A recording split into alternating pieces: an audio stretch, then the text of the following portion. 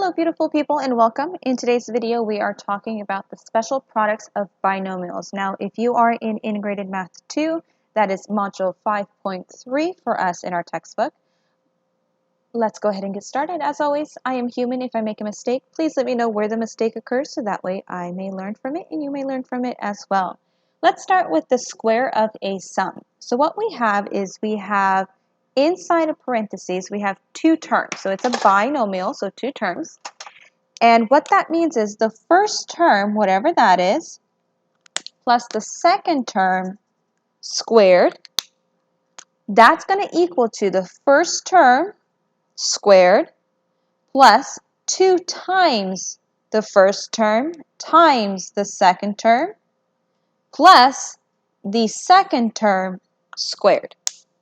Now this is called a perfect square trinomial, and what that means is because the first and the last numbers are squares and the middle is the 2 times the first and last term, therefore it's a perfect square trinomial. You're going to need that when we're going to be doing the opposite with factoring. Let's go ahead and jump into example number 1.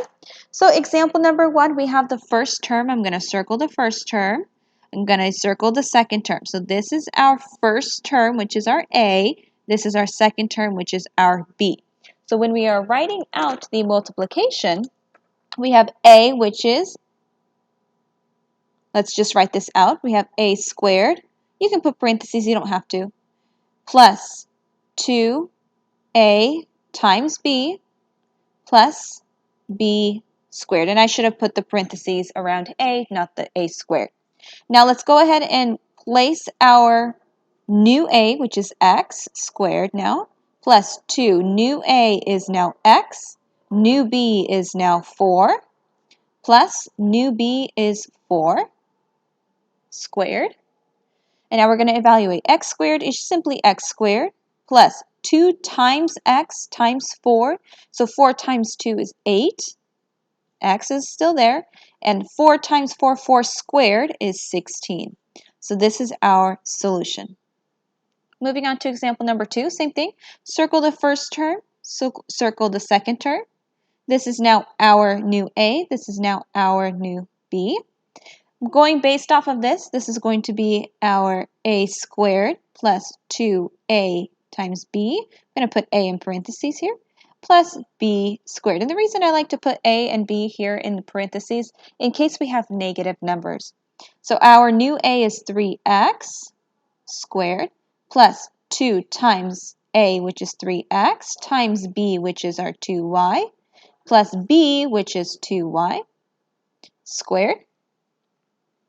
3x times 3x is 9x squared, plus 2 times 3 is 6, 6 times 2 is 12. Now, because these are two different variables, you're going to keep both of them. And we have 2y times 2y, which is 4y squared. And this is our final answer. Now we have the square of a sum. We also have the square of a difference. So the only thing different here is that this is a minus. Therefore, on our second term here, we have a minus as well. Everything else is exactly the same. So let's jump in here. We have an A. We have a B. Now we're going to leave that minus out. So B is simply 5. It's not minus 5. So we are writing out our equation. I'm going to put B and A here in parentheses. So our new A is X. Our new A is still X. Our new B is 5. Again, I'm leaving that negative out. Plus B is 5. And we have squared. So we have X squared minus 5 times 2 is 10X plus 25. Oh, you guys can't see that. I apologize. Moving on to example number 2. Again, we're taking the term here. We are leaving out the minus. Yes, that minus belongs to 3y, but because this is a perfect square trinomial with a difference here, we're going to bring that minus over here. That's where that minus is going. So we are taking it into account. We're just placing it here instead of into our plug-in chug. So I'm going to look at the formula here. A is 6x squared minus 2 times a, which is 6x, times b, which is 3y. This is our b. Plus b, which is 3y squared. 6x times 6x, that is 36x squared, minus 6 times 2 is 12. 12 times 3 is 36. I have an x and I have a y, so I keep both. Plus 3 times y times 3 times y, so 3y times 3y, that is 9y squared. And here is our solution. Moving on to the next one. So the next one we have is the difference of two squares. Now notice, we have a plus here and a minus here. Our first term, so our a and our a, they have to match. And our last terms in the binomial, our b's, have to match as well.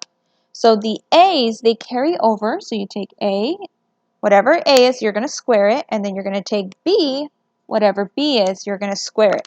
Now notice that the symbol between these is a minus. So make sure you have a minus. Let's do an example. Example 1 says x plus 6 and x minus 6. So we notice that our a values here are the same. We notice that our b values here, which is 6, also the same.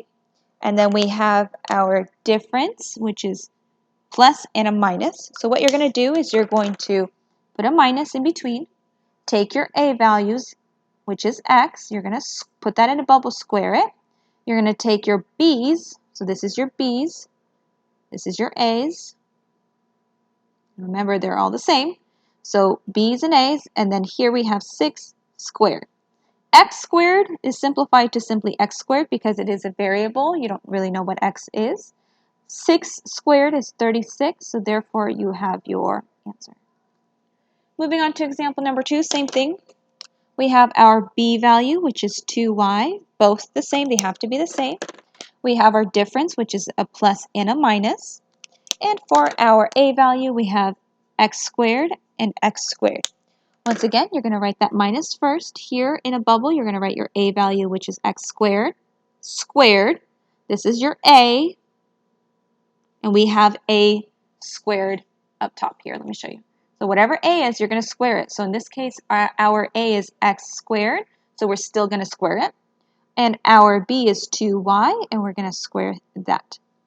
So x squared times x squared, we're going to square that, is x to the 4th power minus 2y times 2y, that is 4y squared. All right, let's do a couple more examples. Very first example we're going to do is we're going to do one that looks like this.